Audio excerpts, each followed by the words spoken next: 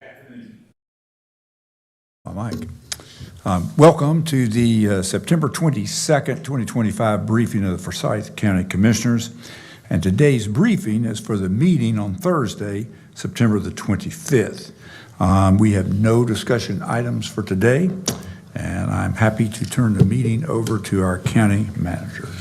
Thank you, Mr. Chair, and good afternoon, Commissioners, staff, and guests. The agenda items are for consideration for the September 25th meeting. Agenda item number 1 is approval of minutes for the meeting of September 11th. Madam Clerk, have those been emailed? They have not. They will go out tomorrow. Okay, thank you. Agenda item number 2 is an amendment to the fiscal year 26 budget ordinance to budget for 5 additional firefighter positions at Vienna Fire Department. Casey Balzer from our budget office will brief this item. Good afternoon, Commissioners. Upon adoption of the FY26 budget ordinance, Forsyth County Board of Commissioners approved funding to provide 5 additional firefighter positions for the Vienna Fire Department in Forsyth County. Because Vienna Fire Department firefighters are county employees, revenue is budgeted to be generated from their tax district to reimburse the county for salaries and benefits of said positions. These funds were overlooked during the creation of the FY26 budget ordinance and will need to be recorded to fund this agreement accurately. Total cost of 5 firefighters comes to $334,486 at $66,897 each. If I could take any questions, if you have any. Any questions? Thank you. Agenda item number 3 is an amendment to County Capital Projects Ordinance to appropriate bond premium from the sale of the 2025 General Obligation 2/3 bonds, and an amendment to Education Capital Projects Ordinance to appropriate bond premium from the sale of the 2025 General Obligation 2/3 bonds. Lee Plunkett, our Deputy CFO, will brief this item. Good afternoon, Commissioners. The items before you today are for budget ordinance amendments to the county and the education CPOs. The purpose of both is to provide the final allocation of the net bond premium to 3 purposes as prescribed in your board resolution adopted on May 8th. That resolution allocated net bond premium to 3 different purposes by a percentage basis, with the county receiving 65%, schools 30%, and community college 5%. So these 2 amendments will provide for those final allocations. So just a little bit to help explain what's going on and to help you follow the numbers. There's 2 different sources for where this additional premium is coming from. And if you remember, when we were going through the sale, our estimate for bond premium on these bonds fluctuated anywhere from $1.3 million up to a little over north of $2 million. And so when the CPOs that appropriated the premium were adopted on May 22nd, which was before our bond sale, our latest estimate was $1.7 million, which is what was used in the CPO adoptions. And the good news was the actual bond premium received was $2.12 million. So this provided for an additional $421,992.95 to appropriate. Secondarily, the cost of issuance that were budgeted to be paid from bond premium came in lower than budget. So that created about $30,631.65 of savings. So that can now be appropriated to capital projects. So in total, because of those 2 sources, we have $452,624.60 of additional premium to be appropriated. And so the reason for the amendments today is to true up our education and county facilities, CPOs, to what the final allocation of this net bond premium should be. So the total bond premium received again was $2.12 million. And when you back out the final cost of issuance, the net bond premium that is available to go towards these 3 purposes is $1.767 million. And when you allocate those across those 3 percentages, you see there the county share is $1.148 million, the school share is $530,000, and the Forsyth Tech share is $88,000. So the amendment itself takes the original budget, moves it around to where the final amended budget is equal to the net allocation as based in your resolution. So I want to talk specifically about where that landed. So when we got the final numbers after we paid all of our cost of issuance and we knew exactly what the number would be, reached out to the budget office for our CIP and the county piece. We reached out to the schools and Forsyth Tech. The county said they would like to put in $89,741.99 into a budget reserve and to allocate it towards a project within the CIP once it is identified. Forsyth Tech just said go ahead and put that additional amount into their capital maintenance program, which is where the original premium went to. And the schools originally had $219,245 in the capital maintenance portion of that budget. And in talking to the schools, they said, can you put all of the premium towards the budget reserve for Ashley? So it takes a little bit out of the capital maintenance piece, moves it to Ashley. And so the total amount that will be in the Ashley budget reserve additionally is $530,287.38. If you remember, as part of that sale, there's $18.835 million of the par amount of our bonds that is set to go to Ashley, and that's sitting in a budget reserve as well. So this $530,000 will be added to it for a total of $19.365 million sitting in budget reserve for Ashley. I know that's a lot, so I'm happy to answer any questions or walk through it however I need to. Questions for Lee? So about an extra $500,000 into the Ashley reserve, but if that's not needed for Ashley, then it could be released by the school system for other appropriate capital expenses. Is that correct? Sure. Yeah, they would come back to you to get that approved, yeah. All right. And are there strings on the use of these funds that were not included on a recent allocation of bond premium? No, it'd be the same strings. It's by the IRS standards, they're bond proceeds, even if they're a premium. So we would have to follow those same rules. Well, theoretically, I was wondering whether it would be possible if the money was available for part or all of that amount with the school system to be used to replace a scheduled county payment on bonds. I see. It's a little trickier because it's the brand new sale, so I would probably need to do some research to make sure that we're within IRS guidelines and we could get back to you on that. Okay. My understanding was that it was not as clear-cut Right. as the earlier case, but I didn't know if it had, well, Well, and for we'll the get purpose, back to you. yeah, for future sure. discussion, if you can have that information. Sure. Thank you. Other questions?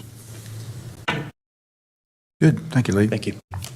Agenda item number 4 is a resolution authorizing execution of an agreement with Medix Staffing Solutions, LLC, to provide temporary employment services for clinical operations at the Forsyth County Department of Public Health. Joshua Swift, our Public Health Director, will brief this item. All right. Good afternoon, Commissioners. This is a resolution to enter into an agreement with Medix Staffing Solutions to provide temporary physician's assistants, nurse practitioners, and phlebotomists in the Forsyth County Department of Public Health in our STI, family planning, tuberculosis, and immunization clinics. This is, we've had agreements before with Medix Solutions. The contract is set not to exceed $75,000. It was informally bid in August, and Medix was the lowest bidder and satisfactorily fulfilled the terms of their contract. Again, this is just for temporary assistance in case we need it, in case we have a provider shortage, either from a resignation or something else, or other positions where we can quickly fill it so we can keep serving the public as needed. Any questions? Any questions for Joshua? Thank you. Thank you. Agenda item number 5 is a resolution authorizing execution of an agreement with Laboratory Corporation of America Holdings to provide offset testing for the Department of Public Health. Nicole Priddy, our Assistant Public Health Director, will brief this item. Good afternoon, Commissioners. The Department of Public Health is requesting to enter into contract with LabCorp to provide specimen testing for the department that we are not able to perform in our in-house public health laboratory.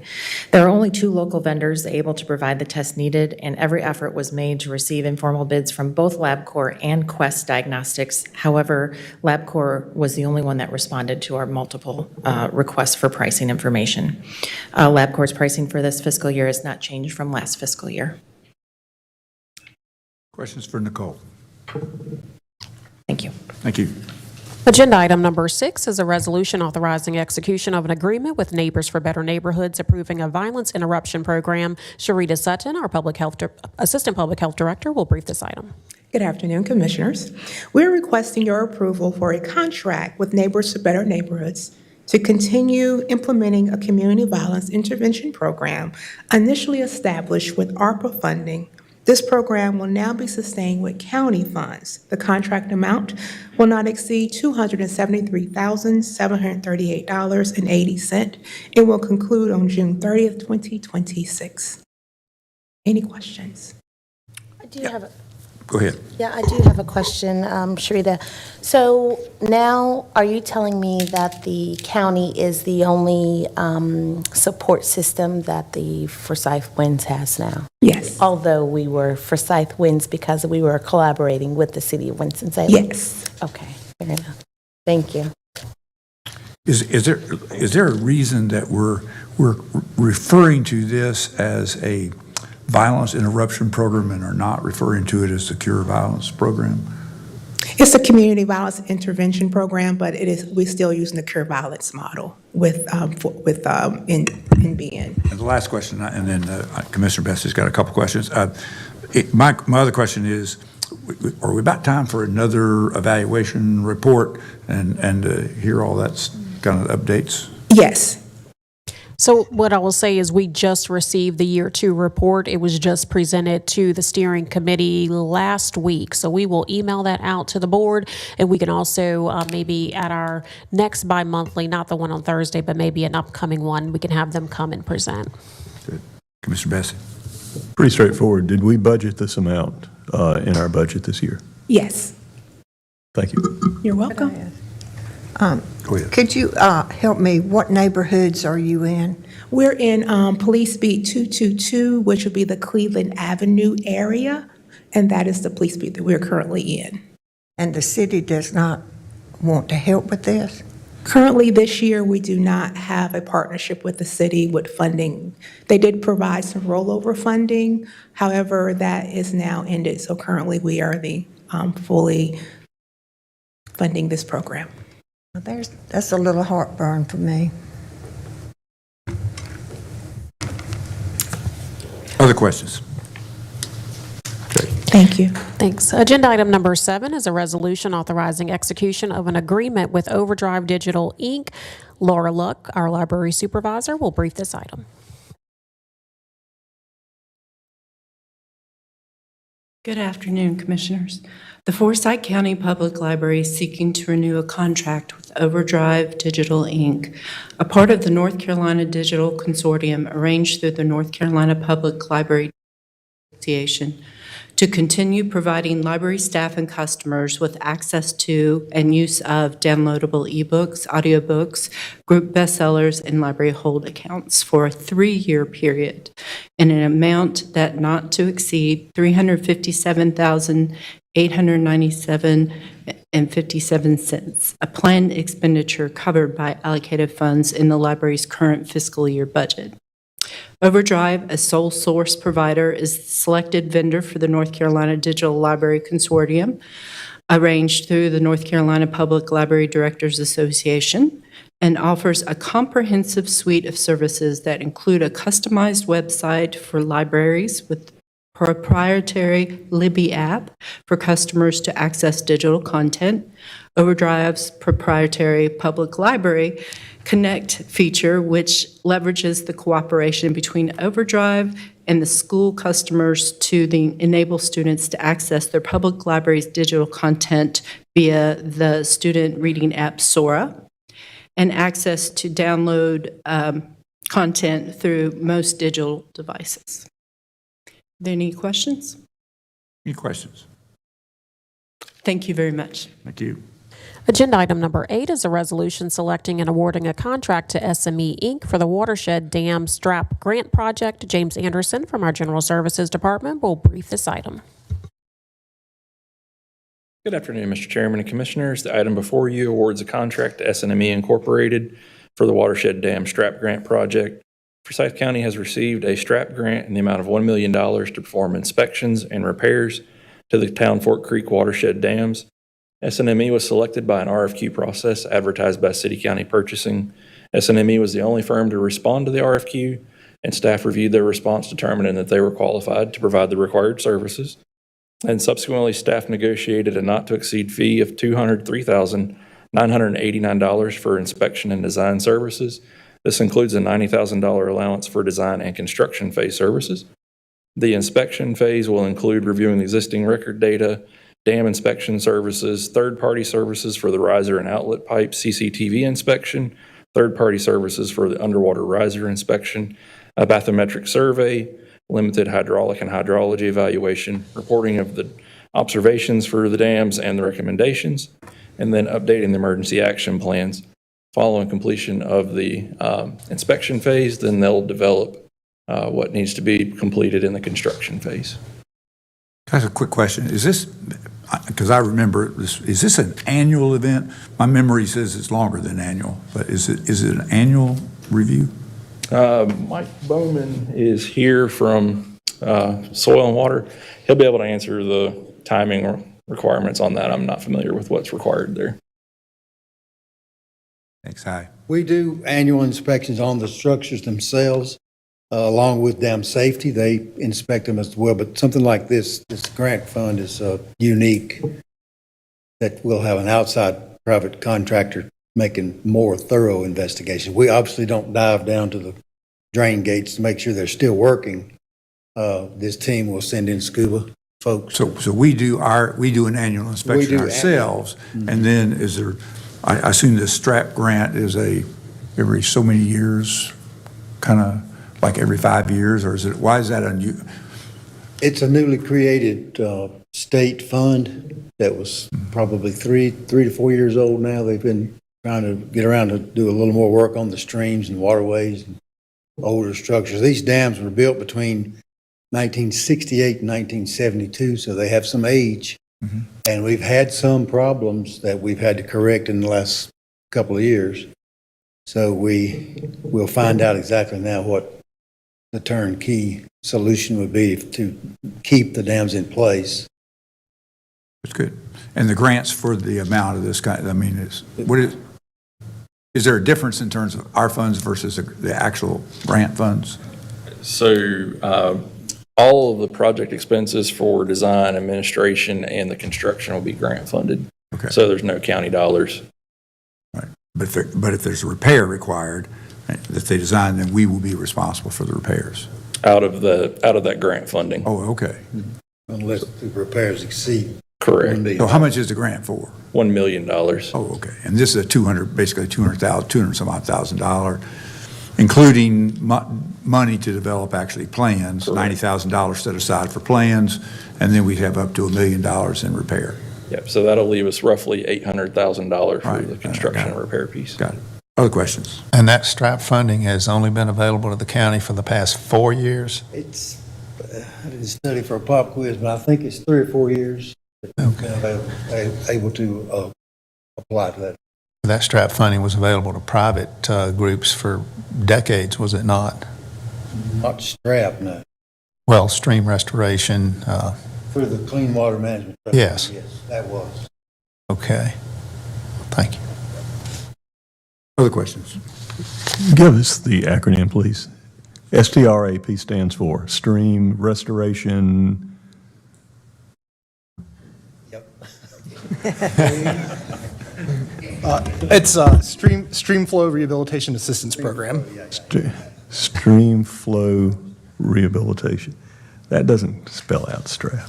Well, you can talk to the NCDA about that. Okay. We just call it STRAP because it's a lot easier. All right, thank The you. T is lowercase in the acronym, everything else is uppercase, so I think it, I'll chase you down later. Okay, the details. Thanks. Any other questions? Thank you. Agenda item number 9 is a resolution authorizing the acceptance of additional grant funding from the NCDOT and FAA to fund the airfield lighting and signage project at Smith Reynolds Airport, and a resolution authorizing an agreement with Avcon Engineers and Planners, Inc. to provide construction phase services for airfield lighting and signage at the airport, and an amendment to the County Capital Projects Ordinance to increase intergovernmental revenue and increase a transfer to the general fund for the airfield lighting rehab project at the airport, and an amendment to the fiscal year 26 budget ordinance to accept a transfer from the County Capital CPO for the project. Mark Davidson, our airport director, will brief this item. Thank you for all that, Chantel. Jiminy Christmas. Good afternoon. Smith Reynolds Airport is in need of new airfield lighting and signage, and the FAA as well as the NCDOT has allocated funds for the project, and we've discussed this before. We're going to have about 525 new lights and 114 new signs, which have been a maintenance problem for the last several years, and we're going to put new LED fixtures in. So if you recall, this board back in March 27th approved a construction contract with RG Taney Electric and 2 grants on May 22nd for the project. The construction contract was expedited since formal bids was expiring and the contractor needed to purchase the required materials. Now that the NCDOT Division of Aviation grant team is caught up, they modified the existing grants to pay for the construction phase services, which is required by both the FAA and the NCDOT. The NCDOT has reviewed Avcon's task order performed with an independent fee estimate, and earlier this month, they sent 2 letters notifying the county that they approved the changes request for both grant agreements. Grant modification 11.1 has been increased by $641,155.50 in state aid, and the other grant modification was increased. That was 18.2 of federal funds have been increased to $98,759.70 to cover 90% of the task order. The local match of both modifications will be about $71,000 and $10,000. The airport department requests the county commissioners accept the additional grant funds and approve the construction phase services agreement with Avcon in the amount of $822,128. We'd also like the county commissioners to approve an amendment to the county capital project ordinance to increase the intergovernmental revenue to increase the transfer to the general fund for the project. And the last thing we need is approval to amend the fiscal year ending 2026 budget ordinance to accept a transfer from the county capital CPO for the project. Any questions for Mark? What kind of runway lights are they? Are they approach lights? Are they? All your runway edge lights and your threshold lights and all the taxiway blue lights and all the signage. Okay. And all the wiring that's associated with it, miles and miles. How about the approach lighting showing altitude? The miles is the FAA, it's not ours. No. Okay. Yep. And no center line lights? We don't have any center line lights. Okay. Thank you. Any other questions for Mark? Very good, thank you. Agenda item number 10 is a resolution authorizing execution of a contract with Farragut Systems for cloud hosting services for the North Carolina Association of County Commissioners, North Carolina Property Tax System software. Amanda Markle, our tax assessor collector, will brief this item. Good afternoon, Commissioners. I hope you're having a great day. The item before you today is an execution of a contract with Farragut Systems to continue our cloud systems, our cloud-based system for Farragut, which is NCPTS. That's our billing and collection system that we use for all of our property tax functions. You will notice on the contract, the first year is for 9 months, and then each year after that is 12 months. We are aligning that with the fiscal year. The current contract expires at the end of this month, and we want it to be on a fiscal year basis as opposed to October through September. But I'll be happy to answer any questions you may have about it. Any questions for Amanda? Thank you very much. Thank you. Agenda item number 11 is a resolution declaring certain county-owned personal property surplus and authorizing its disposition by public electronic auction utilizing Liquidity Services Operations, LLC. Chelsea Swaim, our Deputy General Services Director, will brief this item. Good afternoon, Mr. Chair and Board. This item does declare certain county-owned personal property as surplus and authorizes its disposition using Liquidity Services Operations LLC, the GovDeals platform, which is the platform we've used for several years now. As a reminder, the county does not pay any of the fees associated with this. All of that is passed along to the buyer. Our last sale made $100,599.36, so it was a very successful sale. And attached to the resolution, you have a list of all the items we are proposing to be declared surplus. It does include many vehicles that have been deadlined. And this item would declare that attached list as surplus and would authorize the disposition on sale beginning October 6th and running through October 20th. And we would allow people to come and look at these items by appointment from September 29th through October 10th if they wish to do so. Happy to answer any questions. I've got one, what just seems like a semantic question. On a number of these, there says accident/total loss claim, and on some others, it says total loss claim / salvage title poor condition. Are they all just results of accidents here? If it says total loss, yes, sir. It's just who's filling in that data, I but we can make that consistent moving forward.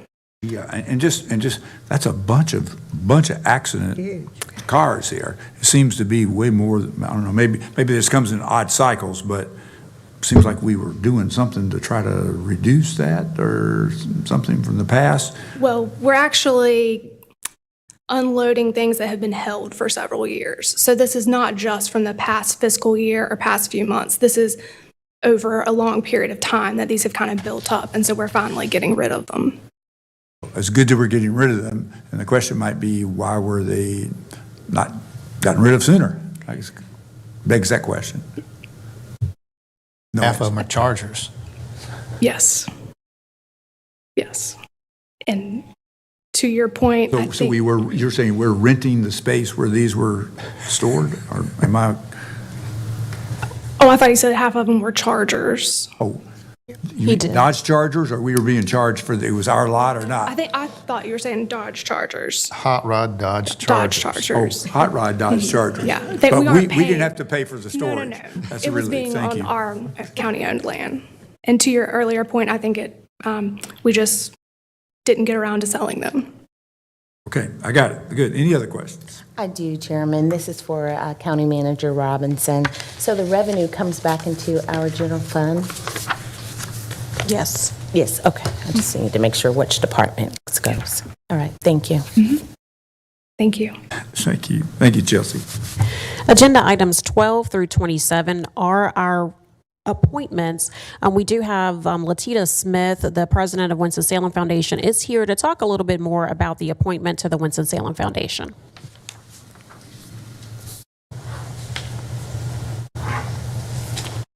Good afternoon.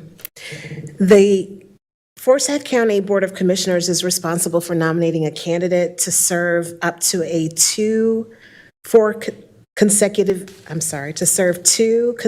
4-year terms on our Winston-Salem Foundation Committee.